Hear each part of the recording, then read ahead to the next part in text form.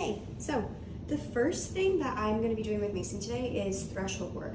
I think this is a really good first step for impulse control, just because I think it's a good opportunity to kind of take advantage of the full interaction. I think the state of mind that he leaves, a penned area, just confinement, right? Whether that's in a crate or your laundry room, or in this case, it's gated off in my bathroom. The idea is whatever frame of mind he comes out of that threshold with is what that interaction is going to be, as far as like that's the baseline for what's to come, right?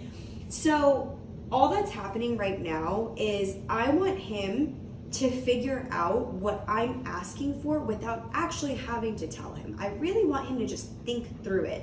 I think a lot of times with shepherds or just like really drivey dogs, they kind of just act first and then think later.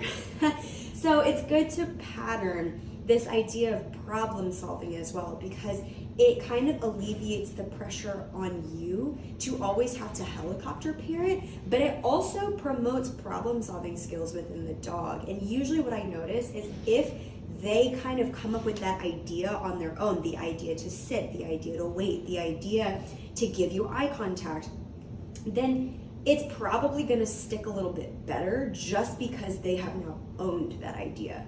I'm sure you probably do this at home, but being that, me and Mason don't really hang out that much, this will be good for him to kind of do with a different person.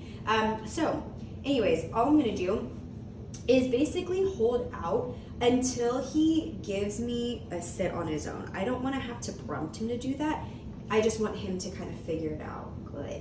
So he just sat. I don't actually know if you can see him in the frame right now, but all I'm going to do is reach over and just kind of slide the slip lead on him. He gives me that sit. He's giving me a little bit of engagement. We can move forward, right? But if he starts to anticipate coming out and rushing the gate, this is where, again, we'll kind of take a step back and have him kind of start from the beginning. So I'm going to reach over, put the slip on him. I'll tighten it when he comes out, but it's the idea of, oh my God, a leash is on, we're going somewhere, we're doing something, and you're like, not necessarily. We don't always have to be immediately going somewhere. There's not anything to anticipate. And like in the gate, right, or with a gate, it's not that big of a deal because he's just coming out into your home. But if you're struggling with like, okay, at the door, he still gets really excited. He still gets kind of like amped up to go outside in the yard or like start the walk. I think this is just another really good way to kind of practice that same skill set that he'll need, just in a way that's not as like hard, I guess, for him to do. Good. Ideally, you would do this enough to where he wouldn't really be panting. He would probably kind of lie down, but for now I'll take this. So he's looking at me. He offers a sit on his own. He's doing really well. I am now going to then start to unlatch this gate. Now, no. I open the gate and he's immediately like, oh my God, where are we going? So I close it again, right? Might step away again. And this is going to tire his brain out a fair amount as well. So I want to open this. Nope.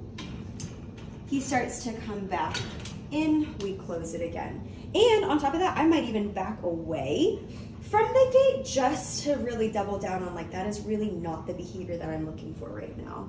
Good. I don't typically use a ton of food here. If he was really struggling, I would. But the reward to me is you get to come out into open space with me. Like you get to free roam the house or work with me, right? So you don't always have to have food as a reward either. So he stands up. I'm just gonna back away again. See if maybe he'll offer that other stationary and fixed position. But it's tough. I'm not really thinking a whole lot right now, but that's okay. Good. Yes. Very nice. And this is just the rest of his breakfast. So I'd also recommend that like you feed some of his kibble this way as well, because I think it'll just be a little bit, I won't say better, but it's just another opportunity for him to work for a minimum wage instead of having to pay him treats in the house for like no criteria. You know what I mean? So we'll take as much time as we need with this. Good. Yes.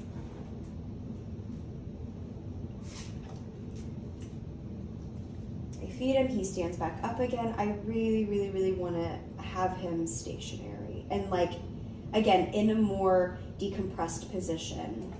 So we'll wait again. This is really tough for him.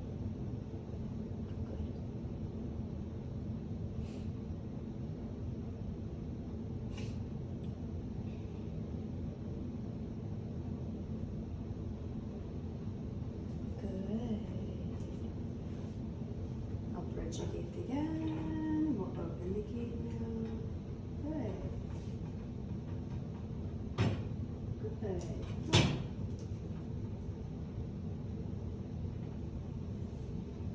Ideally, he'd back up another step for me, but we'll take it for now. Good. We'll open again. Good.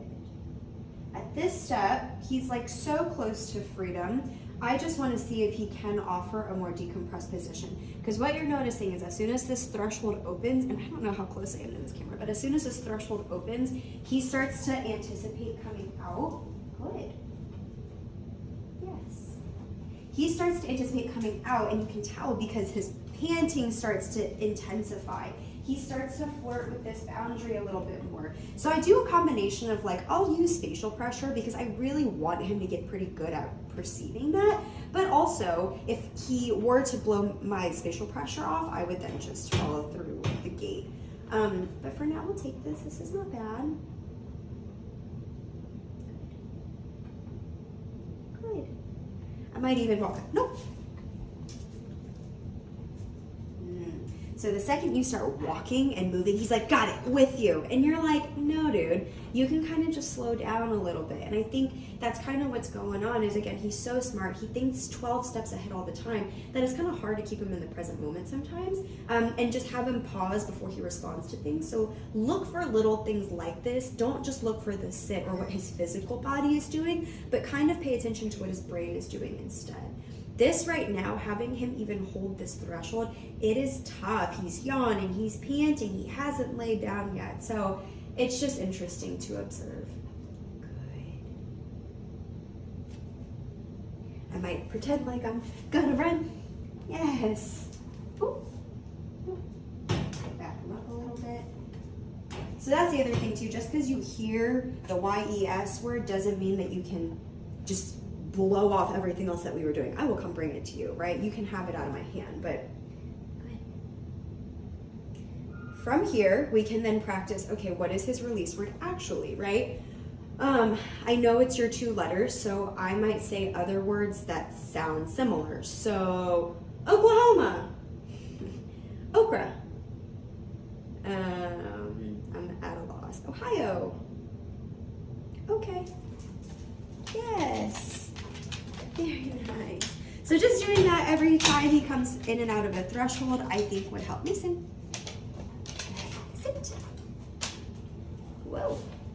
Very nice. All right. And we will now actually, oh, I'm sorry, buddy. We'll move on to our actual session. Okay? I know. Let's go.